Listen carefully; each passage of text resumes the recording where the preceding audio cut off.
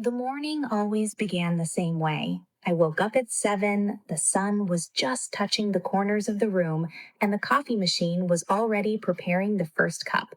I neatly folded the blanket, checked my daily planner, and replied to messages that had arrived during the night. Everything is under control, I thought. From the outside, everything looked perfect, clean, calm, organized. My room was a small space without chaos, a symbol that I too was under control. But inside me, a heaviness was already forming, like a thick fog that no one noticed. I learned to move through the day automatically. Woke up, got dressed, called my mom, replied to colleagues, stepped outside where familiar faces smiled at me. Hi, you look great. I smiled back, silently repeating what I had said millions of times before.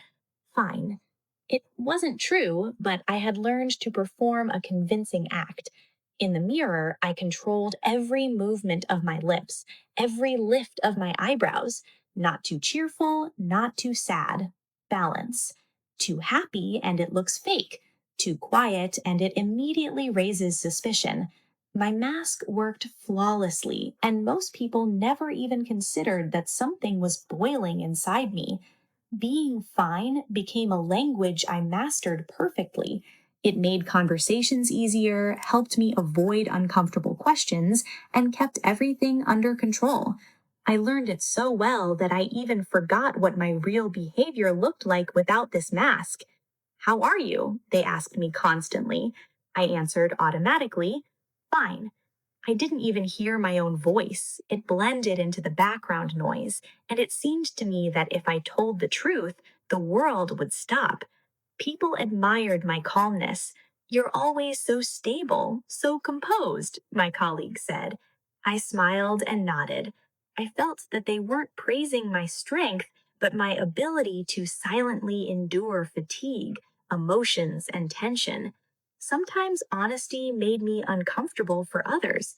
It created pauses no one knew how to fill.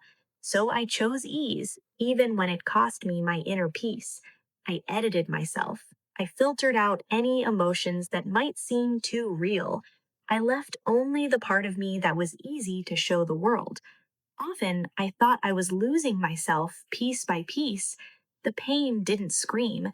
It quietly settled inside me, absorbing all the days, all the small disappointments. It became invisible, but tangible. It came when I was alone, the room dark, conversations over, the lights turned off. That's when I felt it with full force, and no one saw it. I sat hugging my knees, feeling everything I had postponed during the day: exhaustion, disappointment, a weight trying to break through to the surface. It was a silent plea to be noticed. I wasn't afraid of breaking. I was afraid that if I broke, no one would notice. The world would keep moving, and I would disappear without a trace. I was the one who listened, who supported, who helped. People relied on me, and I let them. This role gave me meaning, but it consumed me in pieces. The longer I played the role, the less I remembered who I was without it. My face without a smile felt unfamiliar. That scared me more than any pain. Pain, at least, felt honest. The role of the strong one felt eternal. It couldn't be taken off without disappointing everyone around me. And then a small miracle happened.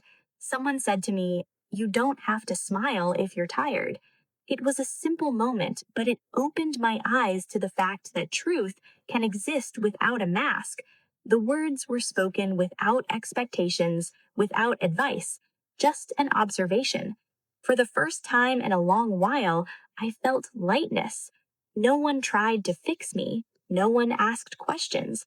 They simply left space, and I realized that sometimes this matters more than any form of care. Something cracked inside, not loudly, not painfully, just a little truth breaking through the mask. For the first time, I didn't rush to comfort others. I allowed the moment to be exactly what it was. Life didn't become perfect, but it became honest. I stopped answering automatically. Sometimes I paused. Sometimes I admitted I'm tired. Some people didn't know what to do with this new version of me. Some stepped away. Yes, it hurt, but not as much as constantly disappearing inside myself. I realized that strength isn't always loud. It sounds quietly in truth, even when the voice trembles. And that is real strength. I am not fine, and I don't have to be. I owe no one my mask or my silence. True strength is not pretending everything is fine, but allowing yourself to be imperfect, tired, and honest. Before, everyone thought I was fine. I let them believe it. But now I am real, and that is enough.